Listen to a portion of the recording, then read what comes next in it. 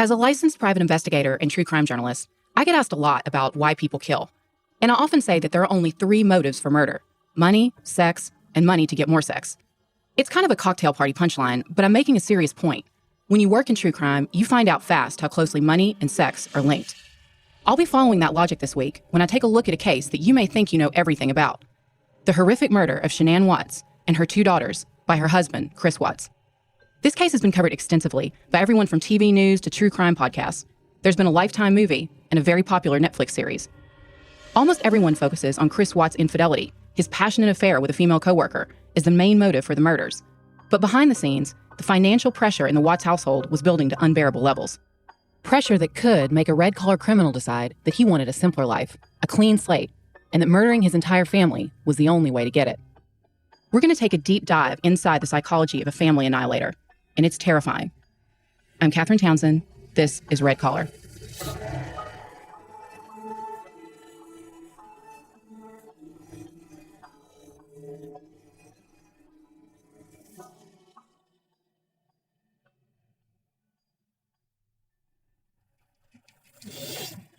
On August 13th, 2018, Nicole Atkinson was worried. She had dropped her close friend, Shanann Watts, off at her home in a quiet subdivision of Frederick, Colorado, at around 1:48 a.m. The Ring doorbell footage captured 34-year-old Shanann coming home and walking into her front door at 2825 Saratoga Trail. This is the footage that's been seen around the world in the Netflix documentary American Murder: The Family Next Door. So Nicole knew that Shanann had made it safely home.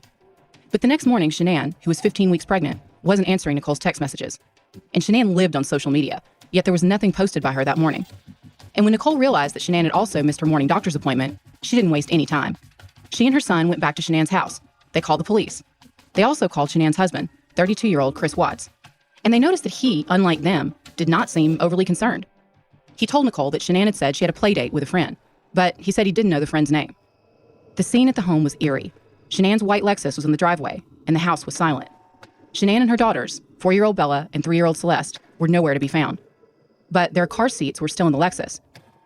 As police chatted with Chris Watts, Shanann's friends immediately noticed that Chris seemed to be behaving strangely and suspected that he had had something to do with her disappearance. Nicole worked with Shanann selling products for a multi-level marketing company called Lavelle. And over the weekend, at a conference in Scottsdale, Arizona, Shanann had confessed to Nicole that she was having problems at home with Chris. He was cold toward her, she said. He told her that he no longer wanted the baby. She suspected that he may be having an affair. So as the entire country saw footage of Chris's pregnant wife and his 2 daughters broadcast on national television, detectives were taking a closer look at Chris. Chris appeared on local news, tearfully begging for his family's safe return. But he seemed oddly unemotional. And soon, as we all know, police figured out that his story didn't add up. Soon, investigators had him hooked up to a lie detector, and after failing the polygraph, he confessed to investigators that he had strangled Shanann to death. Eventually, he led police to her body, which he had buried face down at a work site 40 miles from home. He also led police to the bodies of Bella and Celeste, who he had strangled and stuffed into separate oil tankers. Chris has told several different stories about what happened that night, and since Shanann is dead, we'll probably never know the whole truth. And I want to be really clear here. I am not in any way blaming the victim for anything that happened. Nothing can excuse the absolute psychopathy that Chris Watts displayed toward Shanann and the children. What he did was evil. But as we look into the red-collar criminal mentality, I want to ask the question, what happened over that summer to push a seemingly normal father of 2 to murder his entire family? Could money, rather than a mistress, have been the main motivating factor? Shanann was born in 1984 in New Jersey, and later, her family relocated to North Carolina. Chris Watts, a mechanic who worked for Anadarko Oil Company at the time of the murders, also came from a middle-class background. Chris was born in Fayetteville, North Carolina. He had an older sister, Jamie, who helped raise him. At their respective high schools, Chris and Shanann appeared to be polar opposites. Shanann was popular and loved by everyone. Chris was well-liked too, according to family and friends, but was overweight and shy, unlike his sister Jamie, who was always described as a social butterfly. In 2002, Shanann married her first husband, attorney Leonard King, and began working at a custom car fittings company called the Dirty South. The couple divorced when Shanann was just 23. When she was 25, Shanann bought her pride and joy, a beautiful home in the posh Charlotte suburb of Belmont. 4,000 square feet, 12 rooms, and a $309,000 mortgage. After her divorce, Shanann began having health problems. Eventually, she was diagnosed with lupus and fibromyalgia. She met Chris Watts in 2010 when he reached out to her on Facebook. Their love story and family life would later be played out on, and be dissected in public by, that same social media platform. Friends and family say that Chris stuck with Shanann through various health crises, and they fell deeply in love. Chris moved in with Shanann at her home on Peninsula Drive in late 2010 and started turning his paycheck over to her every month to cover expenses, according to John Glatt's book, The Perfect Father, The True Story of Chris Watts. The couple got engaged in 2011. Shanann had the dominant personality, and at least back then, Chris seemed thrilled to be with her and happy to go along with whatever she wanted. Chris stated to investigators that he allowed Shanann to be in control of the relationship and to be herself. He said at the time that this was one of the things that he found most attractive about her. Chris and Shanann were married on November 3, 2012, at the Doubletree Hilton, North Carolina. Shanann was worried that her medical conditions could make it difficult for her to conceive, but she had their daughter, Bella, in 2014. She gave birth to their second daughter, Celeste, who they called Cece, the next year. By all accounts, Shanann was a doting mom, and her children were the center of her universe. As we all know by now from Shanann's countless cheerful Facebook videos, many of which were shown in the chilling Netflix documentary, the couple portrayed themselves as successful and thriving parents and entrepreneurs. Shanann Watts captioned one of the hundreds of photos that she posted online, quote, "Happy Husband Appreciation Day. I couldn't imagine a better man for us," end quote. She posted that in April, 4 months before she was murdered, according to CNN. She also wrote, quote, "You spoil us with love and attention. You put up with 3 impatient, demanding women in the house. You work so hard every day to provide for us. I love you so much," end quote. But the reality was much darker.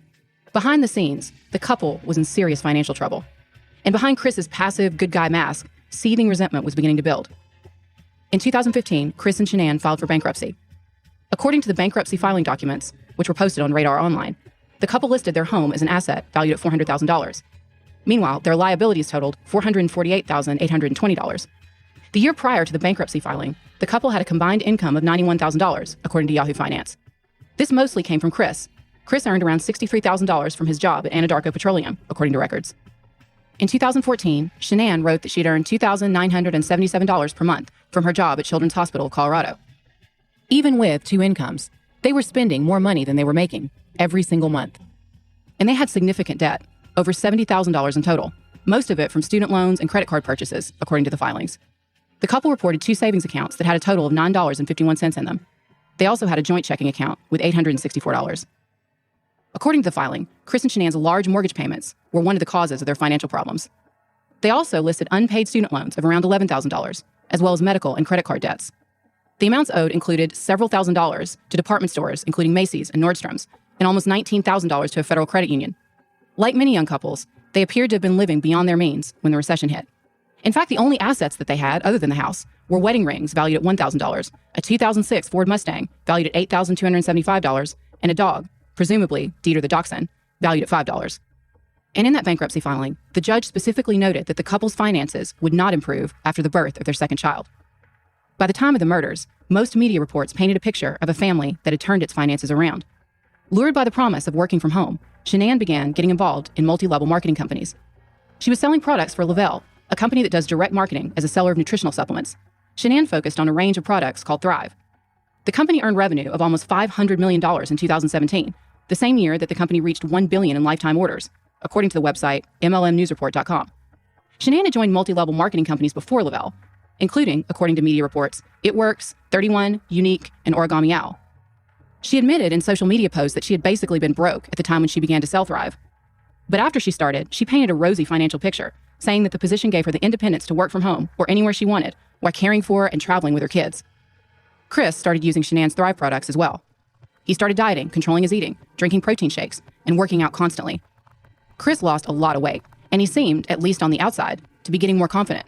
For the first time in his life, he started getting more attention from women.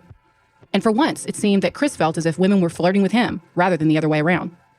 In June 2018, he met Nicole Kessinger, a 30-year-old coworker, at work, and the attraction was immediate. By the end of June, Chris and Nicole had said I love yous and were in a serious, intense sexual relationship. But Chris had a problem. Shanann was pregnant with the couple's third child, a baby that they had already named Nico. Shanann made her sweet surprise video, the one she posted on Facebook, of her showing the pregnancy test to Chris, wearing a t-shirt that read, "Oops, we did it again." The expression on Chris's face was one of shock, and looking back, not necessarily in a good way. He may have been thinking about what that bankruptcy judge said, that the family's financial situation would go downhill after Shanann gave birth to her second child. With a third child, the financial pressure would be worse than ever. And to a complete sociopath who views people as possessions, the math must have been simple. Shanann and the kids were keeping him from a new and more financially free life with his mistress. Nicole, as he saw it, was an asset to his life. Shanann and the kids were liabilities. It's around this time, he told investigators, that he began thinking about killing Shanann.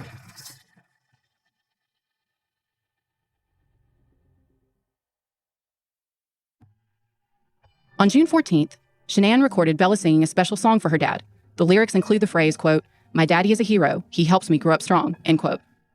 On June 27th, Shanann and the girls went to North Carolina for 5 weeks to visit her parents, Frank and Sandra Ruzicek. Chris stayed home. He said that his plans were to work and work out. In reality, he later admitted to investigators that he spent most of this time with Nicole. At this point, their affair went to the next level. And by July, text messages shown in the Netflix series show that Shanann was getting suspicious. Chris was not touching her. He was not having sex with her. And, as with so many red-collar cases, credit card receipts tell the story. On July 14th, Chris and Nicole went on a date to a car museum. Shanann called him 4 times, but Chris never answered. On July 28th, Chris and Nicole went to Sand Dunes National Park. She surfed down a dune and made a video for Chris, talking about how happy she was that he joined her and blowing kisses. Chris then flew to North Carolina to be with his family. They went to the beach and took happy family photos. But the situation with Chris and Shanann was deteriorating even further, and he was constantly in touch with Nicole at this point. There was also friction between Shanann and Chris's parents, Ronnie and Cindy Watts. Chris's parents had reportedly never liked Shanann. And again, money seemed to be an issue. Shanann had never gotten along with Chris's parents.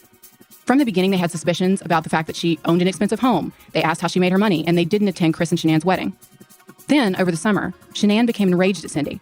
She accused her of intentionally exposing their daughter Celeste, who had a potentially fatal nut allergy, to pistachio ice cream. Chris would refer to the incident as Nutgate and tell police that he began to resent Shanann for driving a wedge between him and his parents. Meanwhile, his girlfriend was doing searches for wedding dresses online.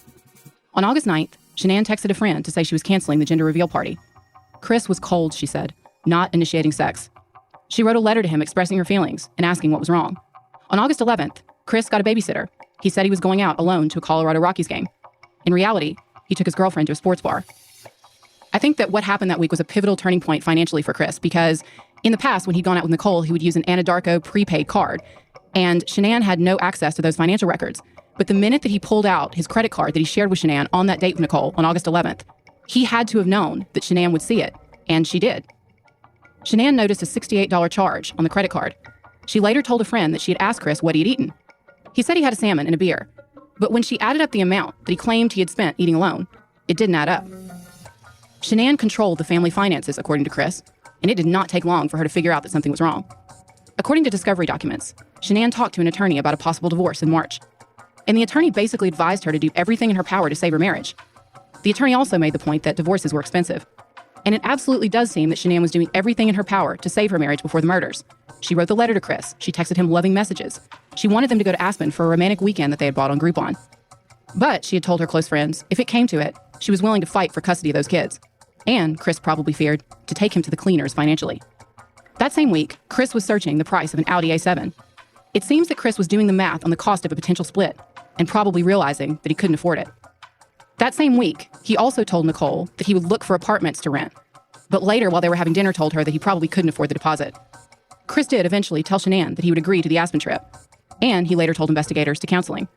Basically, he agreed to whatever Shanann wanted. She was probably happy.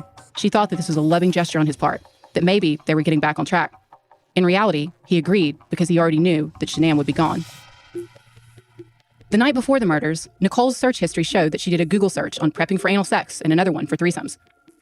After she got home from her work trip, Shanann and Chris got into a final confrontation that only one of them would survive. Again, we'll never know what happened that night, but there is one more interesting fact that I picked out that relates to finances. Just after 2 a.m., Shanann got an automatic notice that her credit card had been declined. So I'll always wonder if she brought up the money situation with Chris that night. After Shanann and the girls disappeared, detectives took Chris in for questioning. At first, he denied having anything to do with Shanann's disappearance. He claimed that he had no idea where she and the girls were. He thought they may be on a play date with a friend. And an early police report stated that Chris tried to downplay the couple's financial issues. He told police that, quote, he couldn't log in to check the bank accounts because she does the finances. He said he knows the password, but not the username. Chris advised if there was a stockpile of cash in the house, he would not have known about it, end quote. But he did admit to investigators that he had fallen out of love with Shanann and told her that he wanted a divorce. He said that the last time that he saw her was just after 5 a.m., after they had an emotional talk about a separation. He said that he kissed her, then loaded up his truck and went to work. When Shanann and the girls failed to show up, Chris's girlfriend, Nicole, was getting suspicious of Chris's story. She went to the police and confessed that she had been having an affair with him. Nicole told investigators that she did not know Chris was married when they started seeing each other. She said he had told her that he and Shanann were separated and in the process of divorcing. But a search of her internet records revealed that she was doing internet searches for Shanann Watts, who we know had a very public media profile. As early as September 2017, many months before she started dating Chris. She also reportedly deleted text messages between her and Chris, then did a search on if the police could recover deleted text messages. After she talked to investigators, she also did a search of Amber Frey and how much she made from her book deal after she helped police investigate Scott Peterson. But investigators have said repeatedly there is no indication that she knew anything about or had anything to do with what happened to Shanann or the girls. She also told police that she knew about Chris's children, and she was fine with the fact that he was a father. And while many media reports focused on the salacious details of the case, like the bikini and nude photos of Nicole that Chris downloaded into a secret calendar, they left out the crucial but more mundane financial details that Chris had shared with Nicole about feeling trapped. Nicole told police that Chris had said he and Shanann were always housebroke, and said that Shanann was basically a shopaholic who could not rein in her spending habits. He told Nicole that he had only bought the house because Shanann pressured him into it, and because he said it reminded her of a home they had had in North Carolina. According to discovery documents quoted by CBS Local Denver, Nicole told police that she believed that her affair with Chris may have accelerated the process. But she said that she believes that, quote, money is the biggest catalyst for this event happening, end quote.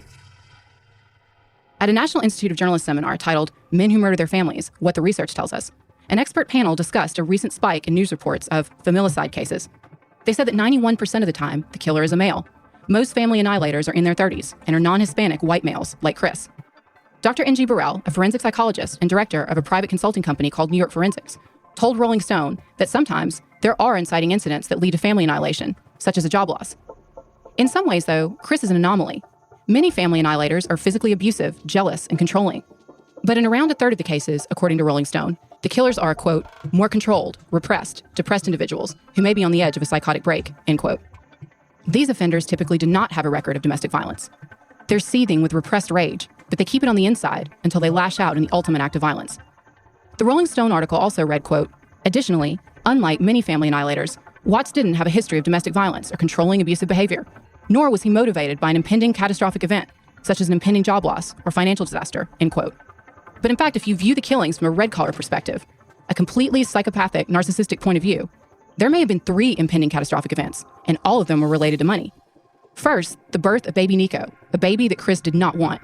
Second, the divorce, which would prove financially devastating to Chris because he would be paying child support for 3 children for decades to come. Children he was afraid that he may now never see, and who would prove seriously inconvenient for him and Nicole. And third, Chris was in danger of losing his house. Chris Watts had one asset to his name, the 4,177 square foot home at 2825 Saratoga Trail. The house was purchased for just over $392,000 in May 2013, according to court records. By the time of the murders, Chris had only paid around $42,000 on his mortgage. The website True Crime Rocket did a detailed breakdown of the couple's finances and wrote, quote, for Chris Watts, the fairy tale was the house, not what was in it, end quote. At the time of the murders, Chris Watts and Shanann were also facing another lawsuit from their homeowners association. It's kind of a complicated story because Shanann said she had been making the monthly payments, but they'd gone to the wrong address. But whatever the result, the couple owed the Wyndham Hill Master Association $1,533.80 in back homeowners association dues. They were in danger of being sued for foreclosure. We've taken a look at their liabilities, but what about their assets? We know what Chris's salary was. Media reports claim that Shanann's job paid her a reported $140,000 a year in salary. But how much was Shanann really making with Thrive? A lot of people have asked if multi-level marketing itself could have played some role in the killings. In 2018, Shanann described herself on Instagram as an 80K VIP Lavelle promoter. But is that 80,000 sales, commission, total income? How many people are in these teams that are splitting these bonuses? According to various sources, the 80,000 represented Shanann's lifetime sales amount, meaning the total value of the amount of product that she and everyone else on her team down the line had sold. According to the 2016 bankruptcy documents, all of the income listed came from Chris. Under other income, it lists direct sales commission, $111, for her as monthly income. Shanann took several trips that were paid for by Lavelle, 6 in 2 years, according to Yahoo Finance. And the trips that Shanann went on looked glamorous and painted a picture of success. She took Chris with her to some of them, destinations including San Diego and the Dominican Republic. She wrote in a Facebook post on June 16th, quote, I am in love with this lifestyle of just living and enjoying every moment with my family. I'm addicted to creating memories and living life to its fullest, end quote. But with multi-level marketing, the companies normally only pay for the hotel, which they negotiate cheap block rates for. And they shell out for food during the hours of the conference. The rest of the costs, food, drinks, airfare, transportation, even baggage fees, are paid by the attendee. Shanann Watts put a lot of the couple's life on social media. And as police investigated the case, the juxtaposition between the fantasy life that they put online and the ugly reality was shocking. And Shanann reportedly had another plan for dealing with the debt on the house. To save money, in the past, Shanann had invited her parents to move in with them. Chris's in-laws had lived in their basement for 15 months. They helped with the kids, But Chris would later admit to investigators that having his mother-in-law downstairs in the basement was tough. This time, Shanann had asked their friends, Josh and Cassie Rosenberg, who also sold Thrive products, to move in with them. On August 11th, just a few days before the murders, Josh texted Chris to ask if it was still okay for them to come stay at the house. So the couple's dream home was underwater and in danger of being foreclosed on. They had massive credit card debt, were being sued by multiple people. And to top it all off, Shanann's friends and fellow Thrivers were moving in. Through it all, Shanann and Chris shared photos of beach vacations, screen grabs of sweet text messages, photos of their 2 daughters dancing around the house. After Shanann posted that sweet photo of her daughter singing, she and her daughters were dead.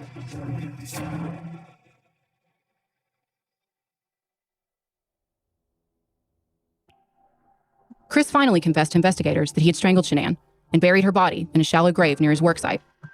At first, Chris told investigators that Shanann strangled the girls and that he had killed her in a rage after he found their 2 bodies. Investigators immediately knew that this story was ridiculous, as did anyone who knew Shanann and the fact that she would have done anything to protect her children. Also, investigators asked, if Shanann killed her children, why didn't Chris call the police? Why would he calmly bury the bodies and clean up with bleach? Everything about the crime indicated that it had been planned. Nothing suggested a crime of passion. Soon, cornered, Chris changed his story and gave even more horrific details. He admitted that he had strangled Shanann because he wanted out of the marriage and said she had threatened him, saying that he would never see the kids again. He claimed that after killing her, he wrapped her body up and loaded it into the truck, then drove to the worksite with Bella and Celeste in the back of the car. Once at the site, he said that he strangled the girls and dropped them into separate oil tankers.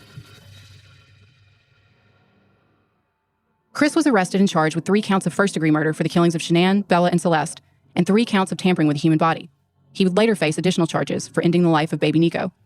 In November 2018, Chris pleaded guilty to all of the charges against him: 5 counts of first-degree murder, 3 counts of tampering with a deceased human body, and 1 count of unlawful termination of a pregnancy. In court, all of the lurid details of the case came out. But District Attorney Michael Rourke only briefly mentioned the Watts family finances in court, according to CBS Denver. He said, quote, "I think it became pretty obvious that he found a new love interest, and for whatever reason in his mind, divorce wasn't an option. I can't speak as to why anyone would take the steps that he did, but during the course of our investigation, other than the normal stressors of financial stress that I think most of us have, the occasional marital stress, we couldn't find anything else that was a significant enough motive to annihilate your family in the manner that he did," end quote. On November 19th, 2018, Chris Watts was sentenced to 3 consecutive life sentences without the possibility of parole, including 48 years for the unlawful termination of Shanann's pregnancy and 36 years for the disposal of the bodies. He's currently incarcerated at the Waupun Correctional Institute in Wisconsin. He was moved from Colorado due to concerns for his safety. Chris spoke to agents from the Colorado Bureau of Investigations from behind bars and gave them even more details of what happened the night of the killings. And Chris continued to make headlines, even from prison. He struck up a pen pal relationship with Cheryl Cradle, a 65-year-old Christian grandmother. He decided to cooperate with Cradle, many believe due to her Christian beliefs, which he may have believed meant that he could control the narrative. He told Cradle that it was his obsession with Nicole that caused him to commit the murders. He added that he had tried to give Shanann oxycodone after Nicole told him she wanted to be the one to give birth to Chris's first son. Cradle told DailyMail.com, quote, "Christopher says he loved her like he has never loved anyone else before," end quote. So once again, rather than taking responsibility for his actions, Chris Watts blames someone else. And once again, proves that the only person that he is sorry for in this saga is himself. Chris also describes Shanann and the girls' final moments in gruesome detail to Cradle, and many of those details conflict with what he told investigators. Cradle wrote in her book, Letters from Christopher, The Tragic Confessions of the Watts Family Murders, which was excerpted in the Daily Mail, that Chris said he had a, quote, "newfound commitment to God," end quote. And in the letter published in the Daily Mail, Chris said that despite the multiple life sentences, he believes that he may one day be released. He wrote in part, quote, "Do I feel like I should be incarcerated for the act I committed? I most definitely think so. Do I imagine myself ever doing anything like this or be a danger to society? I most definitely think not. If I were ever to be released, I know I would go straight to a ministry and start going to jails, prisons, and help inmates," end quote. Many of the details that Chris gave Cradle seem to back up beliefs that Shanann's family members have shared with the media. They openly stated from the beginning that they believed that Chris was lying about how their daughter really died. They say Shanann would absolutely have fought to protect her daughters. And they believe that Chris's lack of injuries meant that Shanann must have been sleeping or otherwise incapacitated when he attacked her. He hinted to Cradle that this was true. He said that after telling Shanann that he wanted a divorce, she got drowsy and he put his hands around her throat. He said that her eyes filled with blood and described watching her die. He said, quote, "I knew that if I took my hands off of her, she would still keep me from Nikki. They asked me why she didn't fight back. It's because she couldn't fight back. Her eyes filled with blood. As she looked at me and she died, I knew she was gone when she relieved herself," end quote. Again, though, Chris took the coward's way out because he could have been with Nicole. But leaving his family would have shattered the image that everyone had of him as the nice guy, It would have taken maturity and strength of character that he did not have. But it also would have taken money that he did not have. The prestigious preschool that the girls attended cost $25,000 a year for both of them. A payment to that school for $1,000 was due the morning of the murder. They also had the mortgage payment of $2,700 due, the one they had missed for the last 3 months, and the upcoming lawsuit by the Housing Association for almost $1,600. And if you don't believe money is a motive, think about this. Right after the murders, Chris made some phone calls. He called the expensive school that his daughters had been enrolled in to tell them that they were not coming back. He called the hotel in Aspen that he was meant to stay in with Shanann to work on their marriage to cancel their reservation. And when the hotel told him that he would need to contact Groupon, he searched contact information for that company. And he called a realtor to put his house on the market. After he buried his pregnant wife face down in a shallow grave, squeezed the bodies of his 2 daughters through the 8-inch openings and dropped them into the oil tankers, money was clearly on his mind. Was Chris really thinking about Nicole when he strangled Shanann? Or was he thinking about the fact that he would be stuck paying child support for 3 kids, with Shanann controlling his access to them for decades to come? Chris's entire image as a nice guy and great dad, plus the front of this successful lifestyle that he showed the world, were coming to an end. So he killed the one person who could reveal his fraud. Everyone would know that Shanann would never leave her daughters, so they were collateral damage and they had to disappear too. According to multiple media reports, women continue to send Chris letters and to visit him, even while he's behind bars. He continues to blame everything from demonic possession to Nicole for his actions. After the trial, Nicole disappeared from the public eye. In 2018, it was reported that she moved from Colorado to another state, where she may have been placed in the witness protection program and started a new job. According to the Daily Mail, Nicole applied for a name change in Jefferson County, Colorado. Radar Online reported back in 2018 that this was a step that she wanted to take due to the death threats that she received after coming forward. Shanann's parents won a civil suit against Chris for wrongful death, and in November 2019, he agreed to pay them $6 million, though they believe they will almost certainly never see a dime of that money. The Watts' dream home remains empty. After the murders, Chris defaulted on the mortgage, according to People. The magazine examined public records, which listed that the property is now worth $645,000. When no one bid on the house during an auction, the lender kept it for sale for an entire year, but no one wanted to buy it. It was taken out of foreclosure last year, and technically still belongs to Chris Watts. So in the end, he did get to keep his house. But if it's sold, all of the money will go straight to Shanann's family.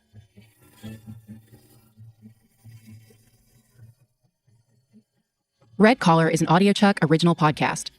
Research and writing by me, Katherine Townsend, with production assistance from Melissa Gostola and Resonate Recordings. You can find all of our source material for this episode on our website, redcollarpodcast.com. So what do you think, Chuck? Do you approve?